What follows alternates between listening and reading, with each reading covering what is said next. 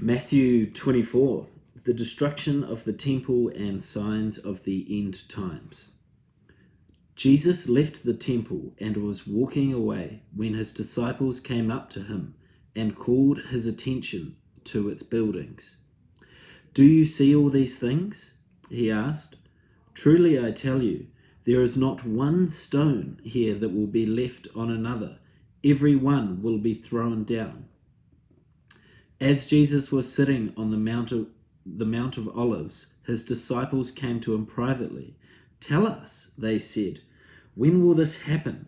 And what will be the sign of your coming and of the end of the age?" Jesus answered, "Watch out that no one deceives you, for many will come in my name, claiming, 'I am the Messiah,' and will deceive many. You will hear of wars and rumors of wars, but see to it that you are not alarmed. Such things must happen, but the end is still to come. Nation will rise against nation and kingdom against kingdom. There will be famines and earthquakes in various places. All these things are the beginning of birth pains, and you will be handed over to be persecuted and put to death, that you will be hated by nations because of me. At that time, many will turn away from the faith and will betray and hate each other. And many false prophets will appear and deceive many people. Because of the increased wickedness, the love of most will grow cold. But the one who stands firm to the end will be saved. And this gospel of the kingdom will be preached to the whole world as a testimony to all nations, and then the end will come.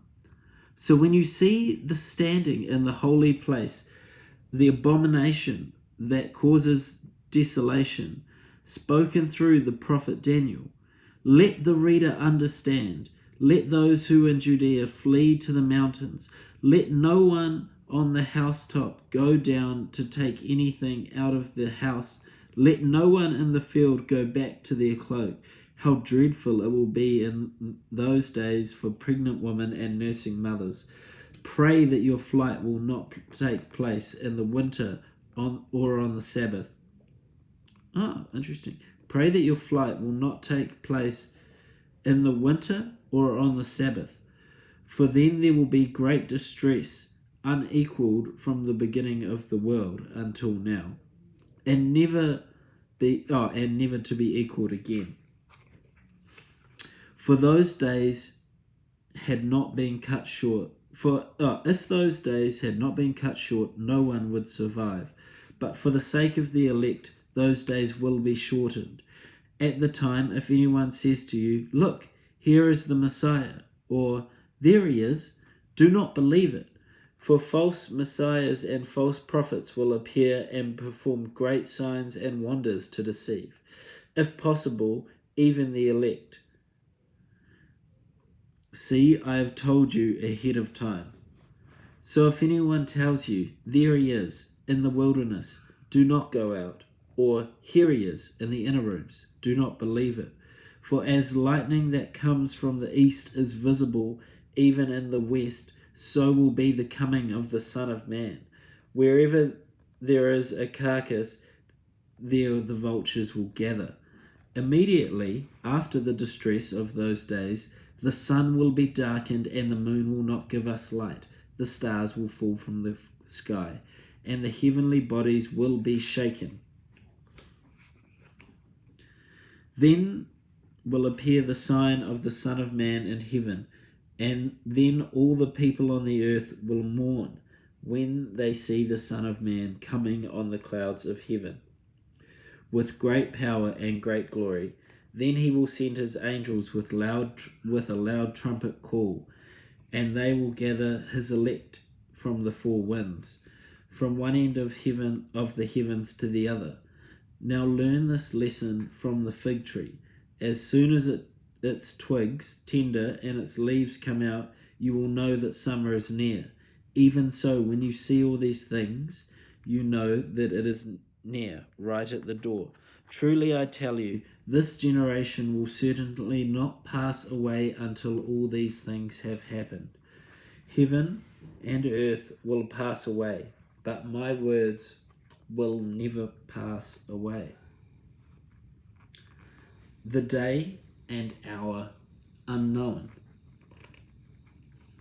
But about that day or hour no one knows, not even the angels in heaven, nor the Son, but only the Father, as it was in the days of Noah. So it will be coming at the Son, as it was in the days of Noah, so it will be at the coming of the Son of Man. For the days before the flood, people were eating and drinking, marrying and giving in marriage, up to the day Noah entered the ark, and they knew nothing about what would happen until the flood came and took them away. That is how it will be at the coming of man. 2 men will be in the field, one will be taken and the other left. 2 women will be grinding with a handmill, one will be taken and the other left. Therefore, keep watch, because you do not know on what day your Lord will come. But understand this, if the owner of the house had known at what time of night the thief was coming, he would have kept watch. He would have kept watch and would not have known and would not have let his house be broken into. So you also must be ready, because the Son of Man will come at an hour when you are not expecting him.